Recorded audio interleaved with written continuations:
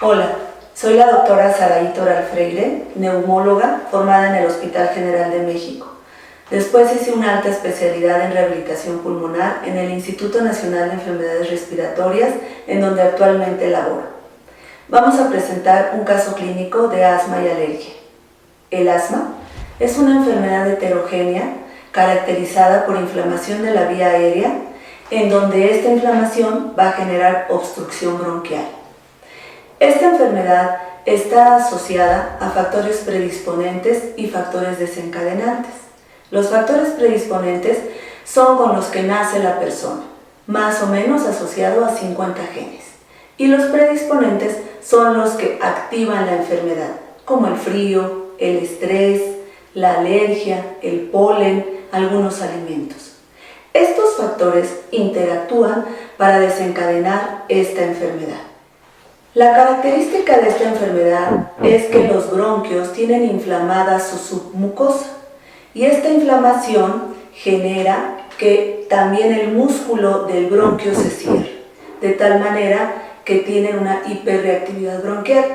Esto es lo que caracteriza a la enfermedad con tos crónica, sibilancias o chiflidos, dolor de pecho o dolor opresivo, y esta sensación de falta de aire característica llamada disnea.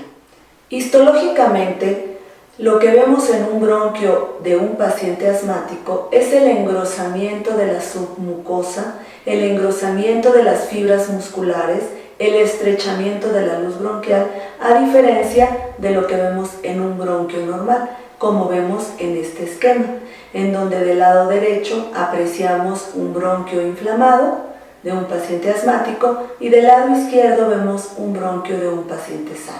De tal manera que la fisiopatología de esta enfermedad está dada por la asociación entre los factores predisponentes, los factores desencadenantes, las células de inflamación liberadas en esta enfermedad, así como moléculas y células efectoras que todas en una asociación van a dar los síntomas característicos. Existen varios tipos de asma, a lo que llamamos fenotipos de asma. Esto es que hay de varias formas de presentación. Está el asma alérgica, el asma no alérgica, el asma neutrofílica, el asma eosinofílica, el asma de inicio temprano y la de inicio tardío. Y estos son datos que tenemos que tener en cuenta cuando tengamos un paciente para su historia clínica y conocer sus antecedentes. ¿Cómo hago el diagnóstico de asma? Primero que nada tengo que pensar en la enfermedad y tengo que saber que los síntomas de esta enfermedad son intermitentes, son crónicos, pero no se presentan todos los días. La tos, por ejemplo, tiene la característica de presentarse mayormente en las noches o ante el esfuerzo físico. La sensación de falta de aire puede ser más intensa durante las actividades físicas, la opresión de pecho también, y estas pueden estar asociadas siempre que tengamos un factor predisponente. Es decir, nuestro paciente puede estar asintomático toda la semana, pero si un día de la semana hace más frío, o existe más polen en el aire, o está expuesto a un gato, o tomó algún alimento que le dio reacción alérgica, pueden estos desencadenar los síntomas de asma. Cuando yo haya sospechado ya que el paciente puede tener asma por los síntomas, tengo que hacer las pruebas confirmatorias de la misma. Y esto es a través de una espirometría con respuesta a broncodilatador.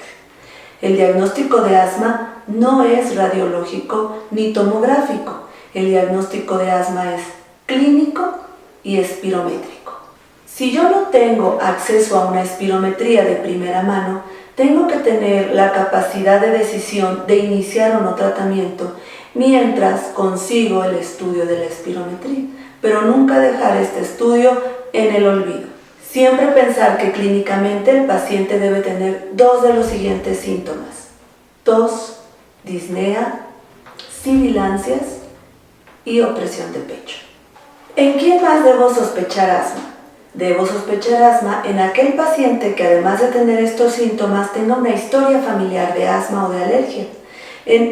en aquellos pacientes en los que también tengan antecedentes de atopia, ellos o su familia.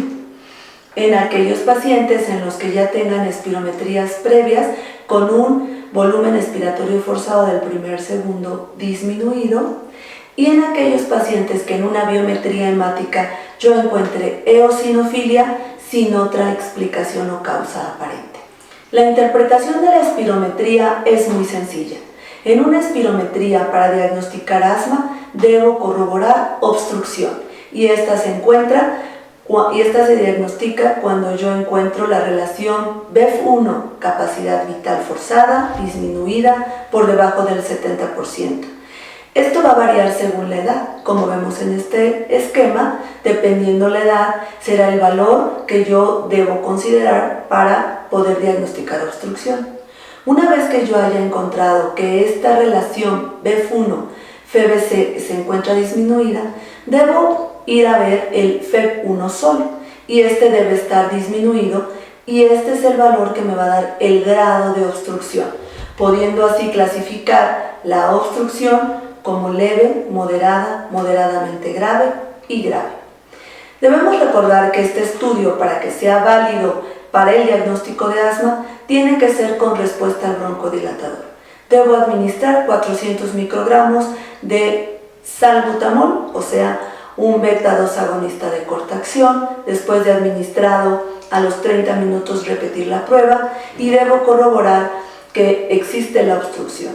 Para que sea asma, yo debo ver una diferencia de mejoría entre el BEF1 inicial y el BEF1 postbroncodilatador del 12% o más o de 200 mililitros. Es decir, el paciente tiene que mostrar mejoría después de administrarle el broncodilatador. En este esquema lo que estamos viendo es una gráfica volumen-tiempo en donde la espirometría debe durar cuando menos 6 segundos y en el esquema de arriba vemos cómo el paciente alcanza un volumen aproximado de 5 litros que libera o que exhala durante 6 segundos. Y en la gráfica de abajo nosotros estamos viendo una gráfica volumen-tiempo de un paciente con obstrucción en donde el paciente no alcanza sacar esos 5 litros, sino mucho menos. Del lado derecho tenemos las curvas de flujo-volumen, en donde vemos la de arriba, como tenemos una curva ascendente con un pico y un descenso libre, y en la gráfica de abajo estamos viendo una gráfica característica de un paciente con obstrucción, donde vemos mucho más disminuido el volumen, el flujo, y vemos una curva mucho más pronunciada en donde el paciente está mostrando obstrucción. Este es el resultado de una espirometría en donde estamos viendo, primero lo que tenemos que observar son los datos generales del paciente: nombre completo, sexo, edad, peso, talla y raza. Posteriormente vamos a ver los resultados de los diferentes valores que nos mide una espirometría. Lo que tenemos en la primera columna son los valores que el paciente debió haber hecho con respecto a su sexo, a su edad, peso, talla y raza. Después tenemos lo mínimo que esperábamos que el paciente obtuviera y posteriormente ya tenemos las 3 columnas de las primeras pruebas pre-broncodilatador, después el porcentaje de ellas, y después tenemos los resultados de la prueba post-broncodilatador. El equipo tiene la capacidad de darnos el mejor resultado de ambas pruebas. Lo que nosotros tenemos que observar es, en este siguiente esquema, solo los resultados del BEF1, de la capacidad vital forzada y de la relación entre el BEF1 capacidad vital forzada, es decir, los 3 primeros valores. Y de aquí vamos a ver si nuestra relación FEB1-FBC tiene un valor por debajo del esperado. Nos vamos a ver el porcentaje del mejor y vemos que tiene 0.54. Por lo tanto está por debajo del valor esperado, que era arriba del 70 o de 0.7. Posteriormente, eso nos indica que tiene obstrucción. Posteriormente vamos a gradar qué tanta obstrucción tiene y nos vamos a ver el BEF1 y nosotros encontramos Aquí nos vamos al porcentaje del predicho en esta columna azul y vemos que tiene 60%. Por lo tanto, tiene obstrucción moderada.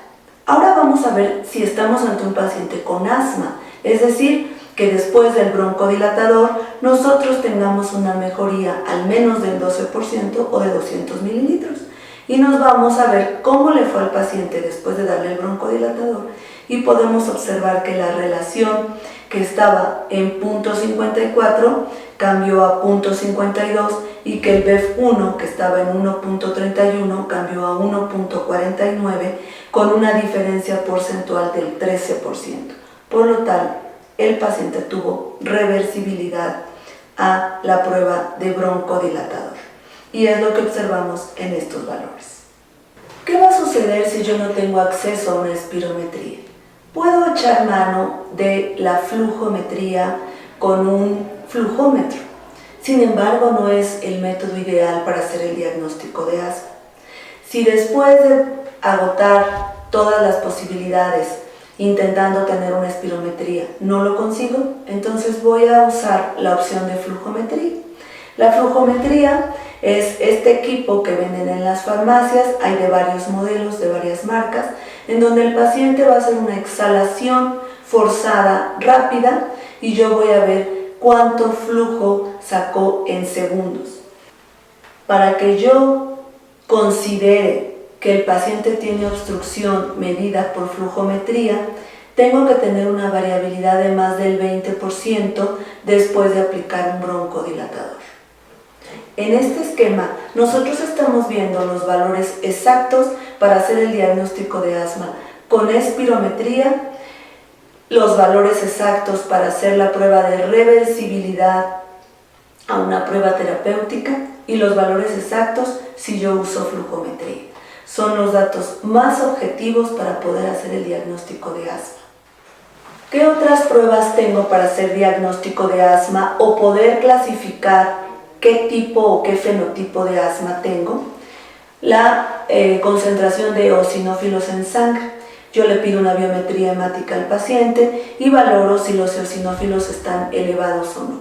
Si estos están elevados, pudiera sugerirme que estoy ante un caso de asma alérgica. Recordar que la radiografía de pulmón solo me va a servir para hacer diagnósticos diferenciales y excluir alguna otra patología. No hace diagnóstico de asma.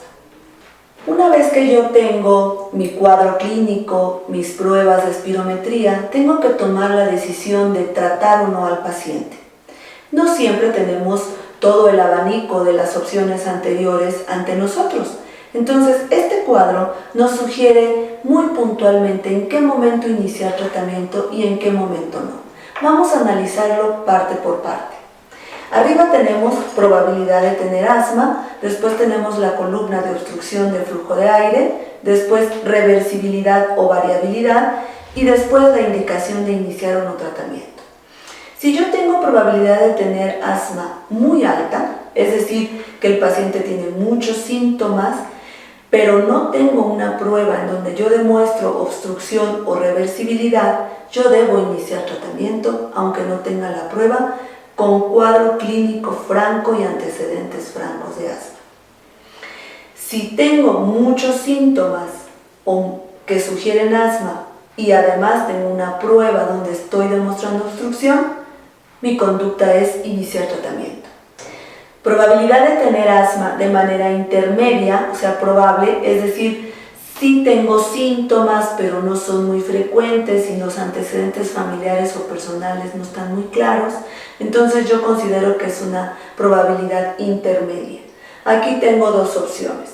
La opción de tener una prueba con reversibilidad, entonces debo iniciar tratamiento. Si yo no tengo una prueba que demuestre obstrucción y no tengo una prueba que demuestre reversibilidad, yo estoy obligado a hacer diagnóstico diferencial antes de iniciar tratamiento. Cuando yo tengo pocos síntomas y no tengo antecedentes familiares ni personales, pero tengo una prueba donde demuestro obstrucción, yo debo considerar la prueba de reversibilidad y si sale positiva, iniciar tratamiento. Si yo tengo una prueba que demuestra obstrucción con pocos síntomas, pero no demuestro reversibilidad, entonces debo hacer diagnóstico diferencial.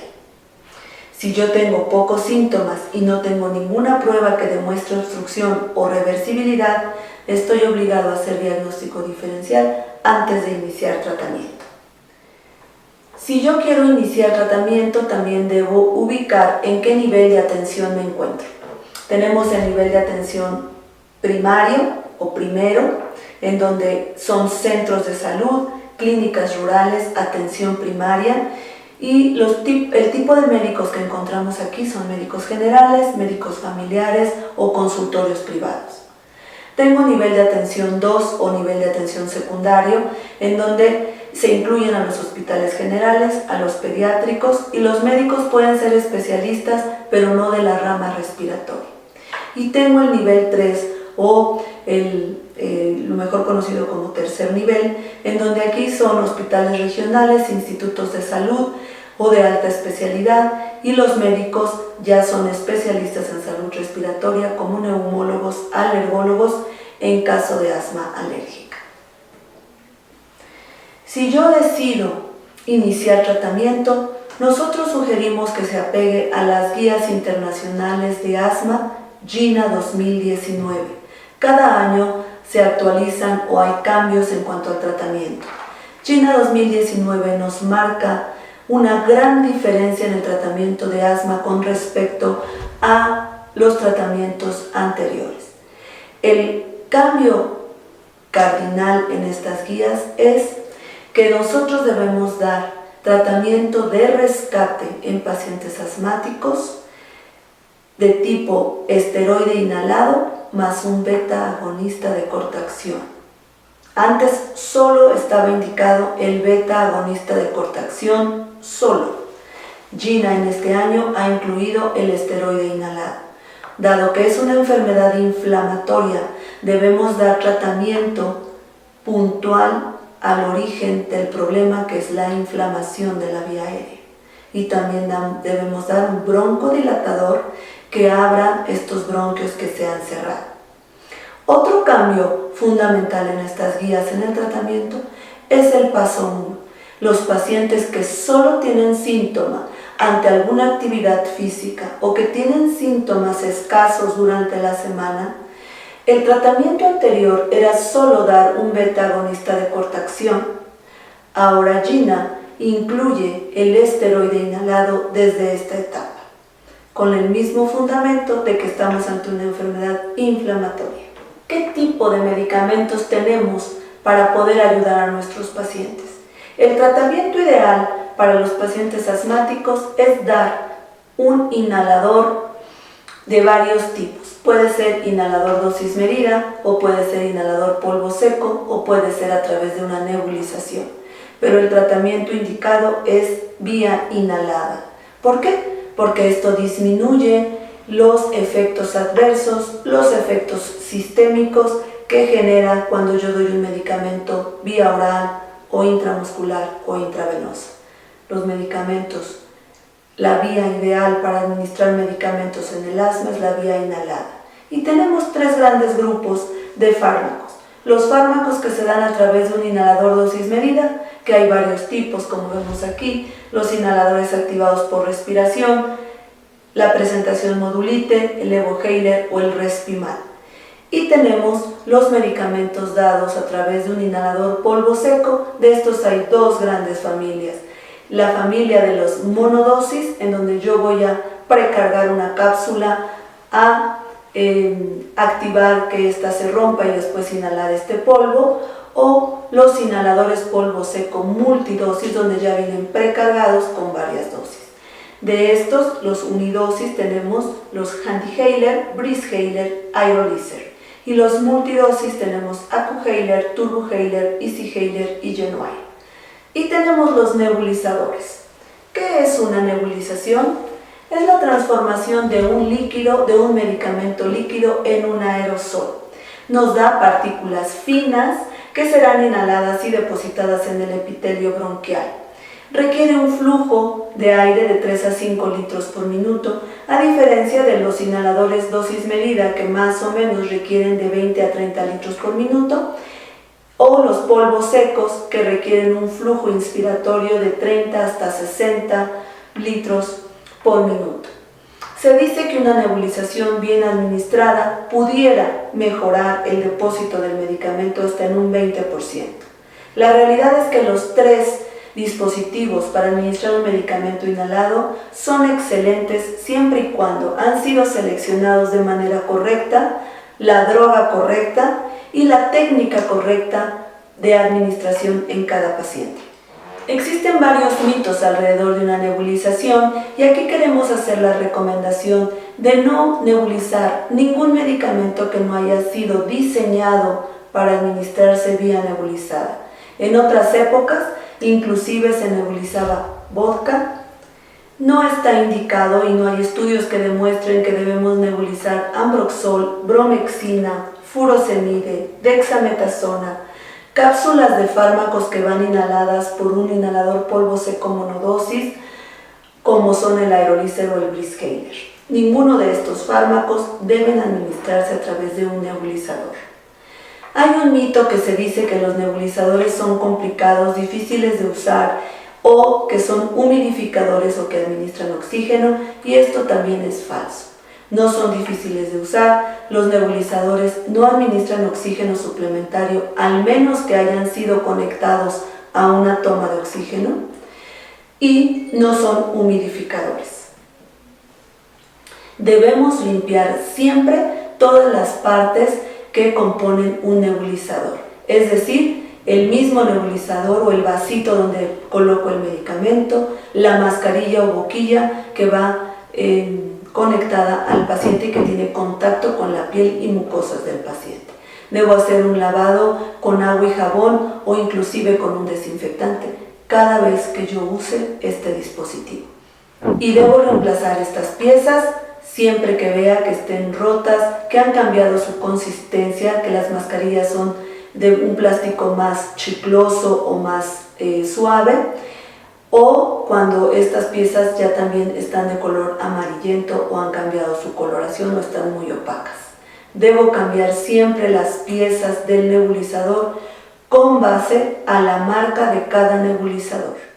Las guías nos dicen que yo puedo usar un nebulizador cuando la opción de inhalador, dosis medida o polvo seco no es posible que la realice el paciente. Es decir, las nebulizaciones están indicadas como segunda opción para administrar un medicamento inhalado en casos de asma, desde los niños de 0 años hasta los adultos. ¿Cómo saber si mi paciente que tiene asma se encuentra controlado o no controlado? Yo debo clasificar a mi paciente con asma de acuerdo al control de síntomas, de acuerdo al riesgo de exacerbaciones y de acuerdo a la gravedad y a los fenotipos del asma. Primero que nada, debo saber si mi paciente está controlado o no, si durante las últimas 4 semanas ha tenido los siguientes datos. En este cuadro nosotros podemos ver que del lado derecho tenemos la columna de diferentes síntomas y del lado derecho vamos a ir contestando sí o no y ahí vamos a ir viendo qué nivel de control tiene. Bien controlado, parcialmente controlado o no controlado. Por ejemplo, el paciente que vamos a ver a continuación es un paciente que tiene síntomas de día, que tiene más o igual a 2 veces por semana estos síntomas, y entonces ahí le ponemos una palomita, y tiene despertares nocturnos por los síntomas de asma, usa de rescate medicamentos y tiene limitadas sus actividades de la vida diaria. Estas son las preguntas que yo debo siempre preguntarle al paciente en cada consulta e ir clasificando si las tiene o no para que yo entonces pueda decir si está bien controlado, no tiene ninguno de los síntomas anteriores. Parcialmente controlado, que presente 1 o 2 de las preguntas previas, y no controlado cuando tiene 3 o 4 de las preguntas anteriores. El paciente que no tiene síntomas y que tiene pruebas de función respiratoria normales, se dice que está bien controlado. Y es en ese escalón verde donde quisiéramos tener a todos nuestros pacientes. Sin embargo, alguno de ellos puede empezar a perder el control, a empezar a tener más síntomas y sus pruebas de función respiratoria empezar a marcar obstrucción, y entonces decimos que este paciente está parcialmente controlado. Cuando nuestro paciente tiene muchos síntomas, cuando la espirometría está francamente obstruida, entonces nosotros decimos que el paciente ya no está controlado y que se encuentra ante una crisis. Esta crisis o exacerbación de asma se puede dividir en 3 tipos: una crisis leve, una crisis moderada o una crisis grave. En cualquiera de los casos va a requerir mayor atención médica, mayor consumo de medicamentos, y dependiendo del grado de la crisis deberemos referirlo o no a un hospital de segundo o de tercer nivel. ¿Cómo voy a investigar si este paciente que tiene asma no está controlado en médicos que no son especialistas? Bueno, antes que nada yo debo verificar que el paciente está administrándose el medicamento que le indicamos, y debo verificar la técnica de cómo se administra el medicamento. Pareciera increíble, pero la mayoría de nuestros pacientes con asma no sabe usar su inhalador o no sabe administrarse una nebulización. Esto es un problema muy fácil de resolver siempre que yo eduque a mi paciente y le explique detalladamente la técnica. Pero estoy obligado a revisar la técnica de inhalación en cada consulta médica. Además de que he verificado la técnica de inhalación y si mi paciente tiene o no adherencia al tratamiento, si no se está poniendo el medicamento, debo averiguar por qué, si es una cuestión de economía o de preferencia de cada paciente. Una vez que he averiguado estos datos, debo confirmar que estoy ante un paciente que tiene asma. A veces nos equivocamos y estamos confundiendo el diagnóstico. Debo remover todos los factores de riesgo potenciales, evaluar y tratar las comorbilidades. Los pacientes de asma se exacerban más si tienen sinusitis, si tienen reflujo gastroesofágico, si son obesos, algunas mujeres que se embarazan o que están en continuo contacto con sustancias que inhalan, que irritan la vía aérea, tanto domésticas como laborales. Si mi paciente, a pesar de todo lo anterior revisado, no está controlado, entonces debo escalar el tratamiento y subirme al siguiente paso. Si yo estoy ante un paciente que requiere tratamiento en el paso 3, 4, 5, estoy obligado a ascender a mi paciente a un especialista en salud respiratoria. A continuación vamos a ver un caso clínico típico de asma alérgica.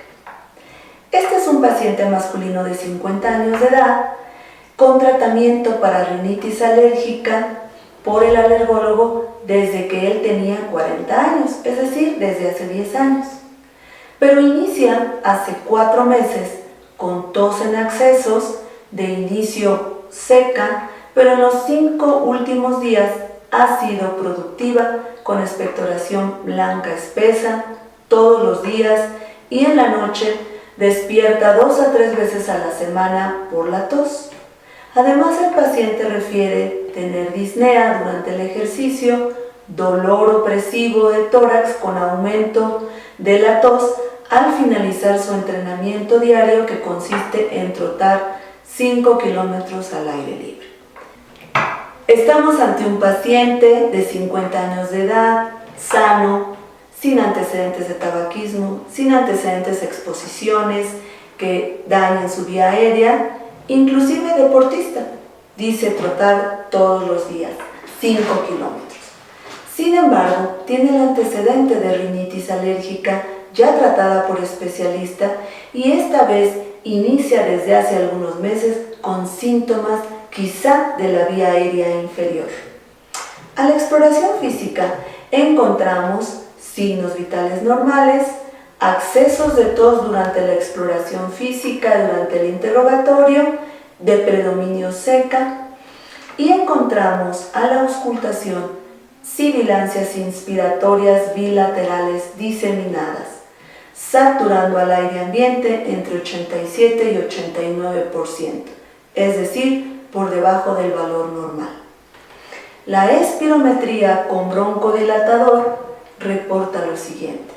En el cuadro del lado izquierdo tenemos los resultados de la espirometría pre-broncodilatador y del lado derecho los resultados después de la administración de un broncodilatador. Y lo que observamos es que la relación FEB1-FEBC se encuentra en 54% y el FEB1 del 48%. Con el resultado de la relación FEB1-FEBC de 54%, confirmamos obstrucción. Y con el resultado del FEB1 del 48%, confirmamos el grado de la obstrucción. Nosotros administramos broncodilatador y lo que encontramos es que el paciente tuvo una mejoría en el FEB1 del 19% y de la relación del 31%. Es decir, estamos ante un caso de obstrucción con reversibilidad al broncodilatador. Y con los signos que presenta y los síntomas que presenta el paciente, confirmamos el diagnóstico de asma. Esta es su radiografía en donde la estamos solicitando para descartar cualquier otra patología. Sin embargo, con los datos anteriores ya no era necesario pedir más estudios. Pero como no sabemos si es un asma alérgica o no, estamos pidiendo una biometría hemática para ver el nivel de eosinófilos en donde estamos confirmando que se encuentran elevados. De tal manera que estamos ante un caso altamente sospechoso de asma. Vamos a ver nuestro cuadro que vimos anteriormente de probabilidad de asma. El paciente muy probablemente tiene asma por los síntomas de tos, opresión de pecho, disnea, en la noche, en el día y después de hacer ejercicio. Entonces estamos en el caso de hasta arriba, el renglón de hasta arriba. Lo que tendríamos que hacer es iniciar de inmediato tratamiento. Sin embargo, aquí tenemos un estudio donde demostramos obstrucción de flujo de aire y entonces la indicación es iniciar tratamiento. Vamos a ver si nuestro paciente en este momento se encuentra o no controlado. Y lo que tenemos es que el paciente tiene síntomas de día más de 2 veces por semana, tenemos despertares nocturnos por asma y tenemos limitación de actividades por el asma. Este paciente no usaba antes medicamentos inhalados, por lo tanto el rubro de uso de medicamento de rescate no lo podemos evaluar. Entonces tenemos 3 de 4 datos a evaluar y esto clasifica a nuestro paciente en un paciente no controlado. Con esta tabla nosotros podemos ver que nuestro paciente tiene síntomas y tiene una espirometría con obstrucción, de tal manera que de inicio es un paciente parcialmente controlado y después de iniciado el tratamiento deberemos evaluar si se encuentra en este escalón, disminuye al escalón rojo que es no controlado o asciende al escalón verde donde está bien controlado.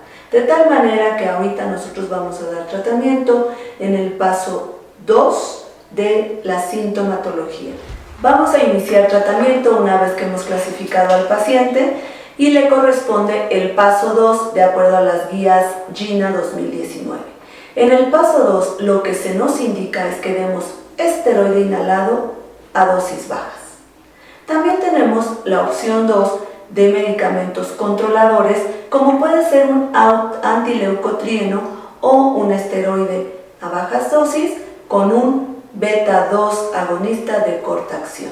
Nosotros tenemos estas 3 opciones terapéuticas en este caso y siempre de rescate un beta-2 de corta acción más un esteroide inhalado por razón necesaria. Además, debo asegurarme de retirar los alergenos, de continuar el tratamiento con el alergólogo para la rinitis alérgica, de educar al paciente en el uso de medicamentos, de educar al paciente en la prevención de exacerbaciones y el uso del monitoreo en casa de la flujometría. Con esto nosotros terminamos nuestro caso, esperemos sea de utilidad. Por su atención, muchas gracias.